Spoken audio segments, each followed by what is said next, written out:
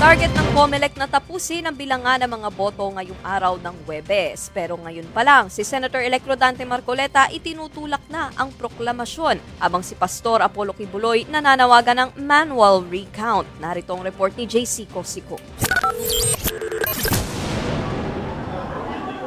Kasunod ng mga ulat tungkol sa umano'y anomalya at irregularidad sa katatapos lang na bilang Pilipino 2025, nanawagan ang nakakulong na si Pastor Apollo Kibuloy na tumakbong senador na magkaroon ng manual recount ng mga boto. Sa pahayag ng spokesperson niyang si Attorney Israelito Torion, sinabi niyang layon lang daw nitong palakasin ang proseso ng eleksyon. Gagawin daw nila ang lahat ng legal na hakbang para siguruhin ang integridad ng bawat boto. Pang-31 si Kibuloy sa senatorial race na may higit 5.5 million votes base sa partial and unofficial count.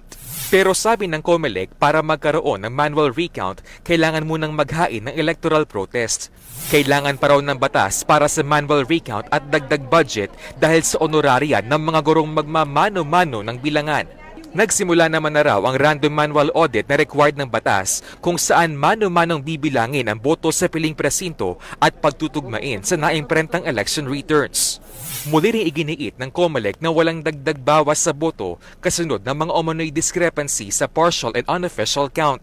Hindi po nagsusumo total ang COMELEC. Wala rin po kaming ranking sa lahat ng mga kandidato. Bawal po namin gawin yon. Kung may nagbago man ng numero o yung boto na nakuha, ay hindi po sa amin galing yon.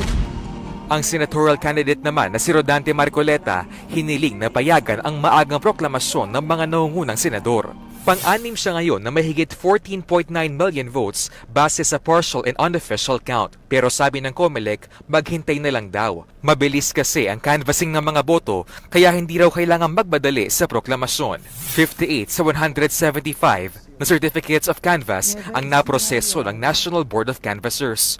100 COCs naman ang target bilangin ngayong araw. Kaya sa Huwebes, planong matapos ang canvassing. Pagdating ng Sabado o Linggo, posible na maiproklama ang mga nanalong senador at party list groups. Kung mangyayari yan, ito na raw ang pinakamabilis na canvassing at proclamation ng mga nanalo sa eleksyon. Kung lahat po ng mga kandidatong sa palagay nila ay panalo sila, pakikihintay na lang po. At total naman po, ginagawa ng paraan ng lahat ng inyong komisyon na mapadali po natin yung canvassing po natin.